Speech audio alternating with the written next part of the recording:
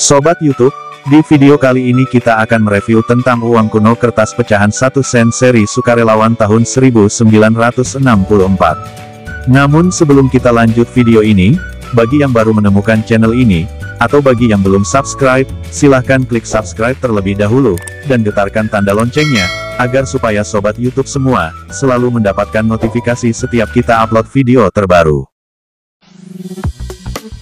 Di negara Republik Indonesia, sebelum dan setelah kemerdekaan tahun 1945, pernah beredar berbagai jenis uang kertas. Salah satu uang kertas yang menarik untuk dipelajari adalah uang kuno kertas pecahan 1 sen seri sukarelawan tahun 1964. Dikatakan menarik, karena umumnya uang dengan nominal terkecil sen dicetak dalam bentuk uang logam atau koin. Nilai-nilai di atasnya baru dicetak dalam bentuk uang kertas. Namun pada uang 1 sen seri sukarelawan ini terbuat dari bahan kertas. Uang kertas bernominal 1 sen pertama kali diterbitkan pada masa pendudukan Jepang tahun 1942. Uang kertas tersebut berukuran 95 x 45 mm. Cukup kecil dibandingkan uang kertas yang beredar pada masa sekarang. Uang seri sukarelawan atau Dwikora terdiri dari 5 pecahan atau nominal antara lain, nominal 1 sen, 5 sen, 10 sen, 25 sen, dan 50 sen. Namun di video kali ini kita hanya mereview uang kertas pecahan 1 sen seri sukarelawan. Adapun uang ini memiliki ciri-ciri sebagai berikut. Terbuat dari bahan kertas berserat berbentuk 4 persegi panjang berukuran kecil mumil yaitu 104 x 52 mm. Didominasi warna hijau tua dan coklat serta memiliki warna dasar putih, namun bila uang kertas tersebut penyimpanannya kurang baik, warna putih tersebut bisa berubah menjadi putih kekuningan atau kuning kecoklatan. Jika dibandingkan dengan uang kertas sebelumnya, desain pada uang ini cukup sederhana. Untuk desain bagian depan atau bagian obverse mata uang, pada bagian pojok kiri atas terdapat teks bertuliskan Bank Indonesia. Pada bagian kiri tengah dan pojok kanan atas terdapat angka 1 sebagai nilai nominal uang ini, sedangkan pada bagian kiri bawah terdapat teks nilai nominal yaitu 1 sen. 1 sen sendiri adalah pecahan yang nilainya di bawah mata uang baku rupiah. Di mana 1 rupiah bernilai sama dengan 100 sen. Dan pecahan 1 sen bernilai 1/100 rupiah atau 0,01 rupiah.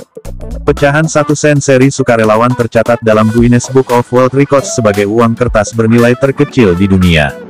Menurut data dari buku Bank Notes and Coins from Indonesia tahun 1945 sampai tahun 1990, pada tahun 1964 itu kurs 1 dolar Amerika Serikat terhadap rupiah adalah Rp5.000 dan harga emas 24 karat Rp7.500 per gram.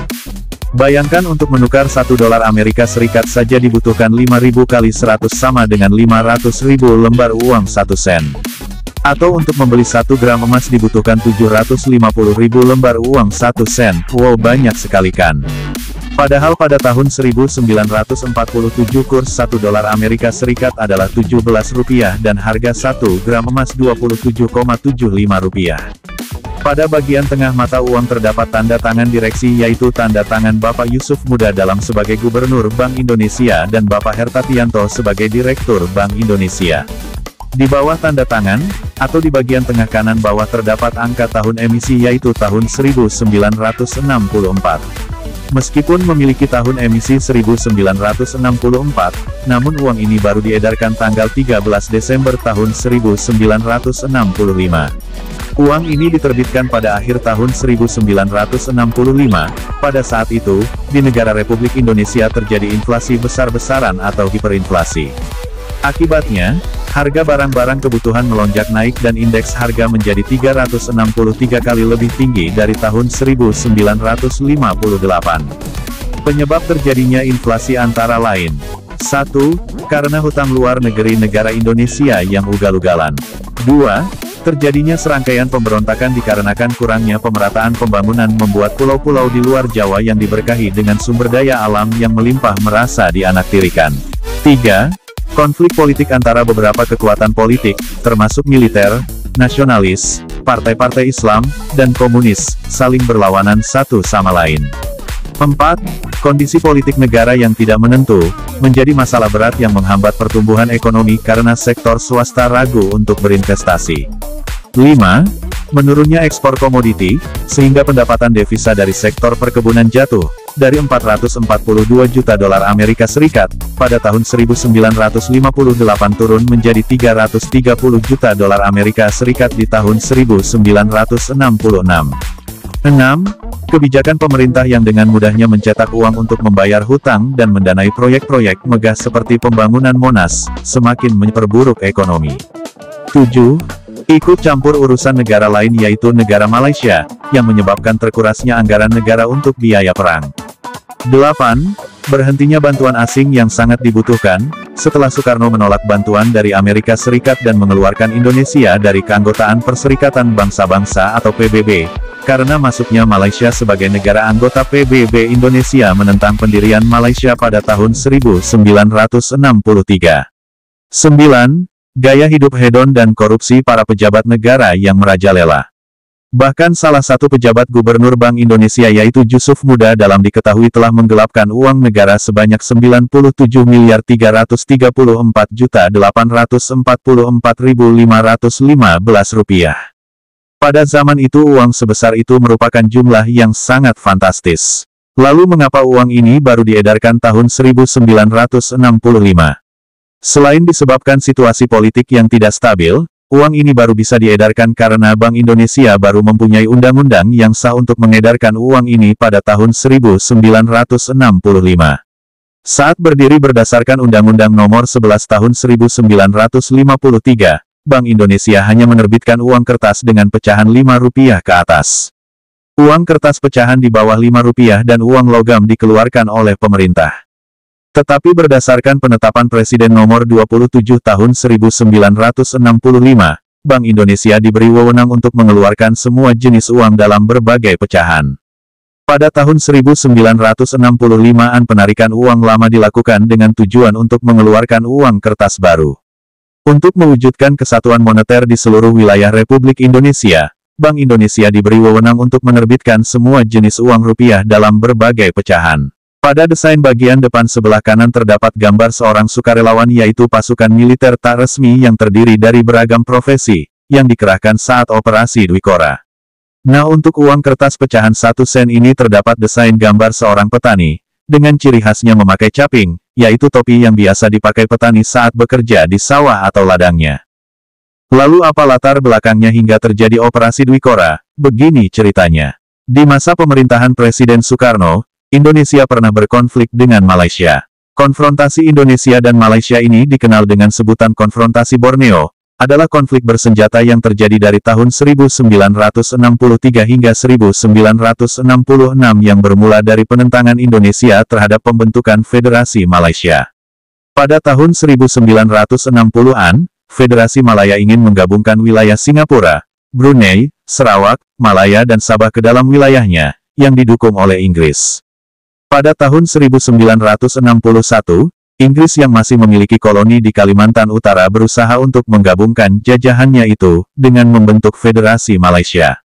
Federasi Malaysia rencananya terbentuk dari persekutuan Tanah Melayu, Singapura, Sarawak, Brunei, dan Sabah.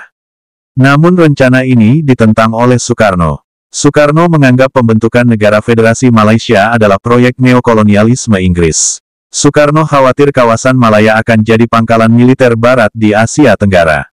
Menurut Soekarno, hal itu bisa mengganggu stabilitas di kawasan Asia Tenggara. Selain itu, Indonesia juga menganggap keinginan itu telah melanggar Perjanjian Manila.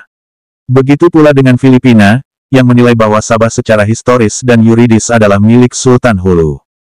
Permasalahan ini kemudian menimbulkan sengketa antara Indonesia, Filipina dengan Federasi Malaysia.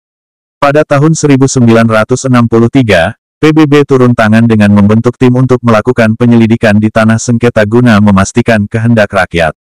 Namun, sebelum tim PBB mengumumkan hasil penyelidikan, pada tanggal 16 September tahun 1963, Federasi Malaya bersama-sama dengan Sabah, Sarawak, dan Singapura, membentuk Malaysia. Hal itu semakin menambah ketegangan di antara kedua pihak, dan Indonesia memutuskan hubungan diplomatiknya dengan Malaysia. Pada tanggal 20 Januari tahun 1963, Menteri Luar Negeri Indonesia Subandrio, mengumumkan bahwa Indonesia mengambil sikap bermusuhan terhadap Malaysia.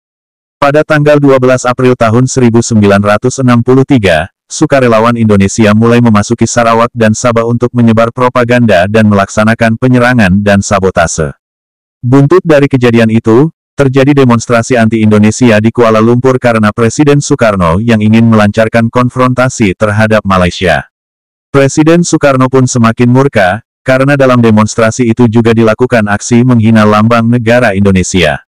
Setelah memproklamasikan gerakan Ganyang Malaysia, pada awal Mei tahun 1964, Presiden Soekarno dalam sebuah rapat raksasa mengumumkan perintah Dwi Kora atau Dwi Komando Rakyat.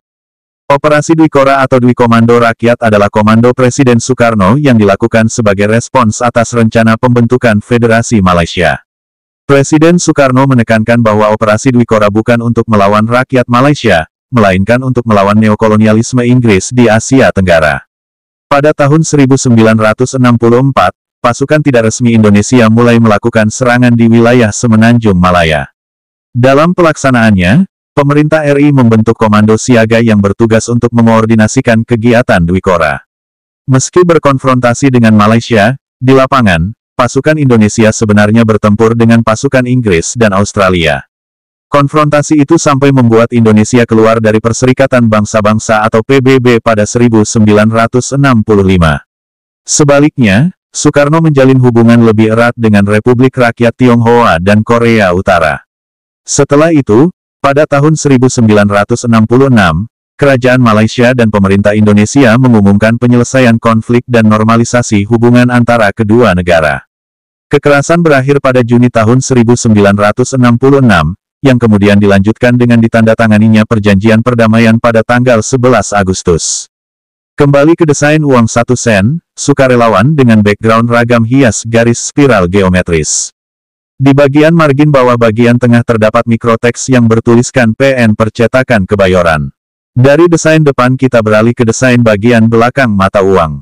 Di bagian pojok kiri atas dan kiri bawah terdapat angka 1 dengan background ragam hias jailus. Angka 1 pada mata uang ini maksudnya adalah 1 sen, yang merupakan nilai nominal uang ini. Di bagian tengah atas terdapat nomor seri yang terdiri dari 3 huruf diikuti 6 angka. Angka pada nomor seri mata uang ini umumnya diawali dengan angka 0, saya belum pernah menemukan angka awal pada nomor seri mata uang ini, selain angka 0. Kemudian di sebelah kanan terdapat angka 1 berukuran lebih besar dengan background ragam hias lingkaran ros jailus. Di bawahnya terdapat mikroteks Undang-Undang Keuangan Republik Indonesia, yang berisi tentang larangan dan ancaman bagi yang memalsukan uang ini. Untuk desainer uang ini adalah Bapak Yunalis berkolaborasi dengan Bapak Sajirun. Uang ini belum memiliki pengaman yang lengkap, pengamannya hanya berupa kertas berserat, desain garis-garis yang tegas dan pada nomor seri yang jika disinai, dengan sinar ultraviolet akan berubah warna, dari warna hitam akan berubah warna menjadi hijau. Lalu berapakah harga pasaran uang kertas ini? Menurut buku katalog uang kertas Indonesia dari tahun 1782 sampai tahun 2015, harga pasaran uang kertas ini hanya Rp2.000 per lembar. Namun untuk harga di berbagai situs jual beli online harganya bervariasi. Harga pasaran uang ini dapat dipengaruhi oleh beberapa faktor diantaranya kondisi barang, keunikannya, grading dan juga tergantung siapa pembeli dan penjualnya. Beda penjual tentu saja beda pula harga yang ditawarkan. Uang kertas ini, bukanlah jenis uang kuno yang langka. Di pasaran uang kuno persediaan uang jenis ini masih banyak, bahkan masih bisa kita jumpai uang jenis ini dalam kondisi bagus maupun dalam kondisi dalam gepokan. Jika Sobat YouTube mempunyai uang jenis ini dan berniat ingin menjualnya ke para pedagang maupun ke para kolektor uang kuno, bisa jadi harganya lebih murah dari harga pasaran tersebut. Uang kertas ini, sangat saya rekomendasikan untuk dikoleksi. Karena desainnya yang apik, unik dan menarik, serta mengandung nilai-nilai sejarah yang sangat tinggi. Bagi Sobat YouTube yang ingin mengoleksi uang kertas pecahan 1 sen, seri sukarelawan ini, saya sarankan, mulailah mengoleksinya dari sekarang, mumpung di pasaran uang kuno masih mudah kita dapatkan, dan harganya pun masih relatif terjangkau. Bisa jadi 5-10 tahun ke depan harga uang ini akan semakin mahal seiring semakin bertambah banyaknya jumlah kolektor baru, sedangkan stok di pasaran uang kuno kian menipis karena uang ini sudah tidak diproduksi lagi. Sobat YouTube, Demikianlah video kita kali ini tentang uang kuno kertas pecahan 1 sen seri sukarelawan tahun 1964. Semoga video ini bisa menghibur dan memberikan manfaat bagi sobat YouTube semua. Terima kasih sudah mampir di channel Uang Kuno Official dan menyimak video ini hingga selesai. Mohon maaf jika ada informasi yang keliru. Jika video ini bermanfaat silahkan dukung channel ini dengan cara klik subscribe, klik like, berikan komentar positif dan share sebanyak-banyaknya. Agar supaya banyak orang yang bisa mengetahui dan mendapatkan manfaat dari video ini. Dan silahkan ditonton video lainnya di channel Uang Kuno Official, yang mana selalu ada informasi-informasi terbaru dan menarik yang mungkin jarang dikupas oleh YouTuber Uang Kuno lainnya. Sampai jumpa di video selanjutnya, dan saya akhiri wassalamualaikum warahmatullahi wabarakatuh. Salam numismatik, sugeng rahayu, sugeng seduluran saklawasi.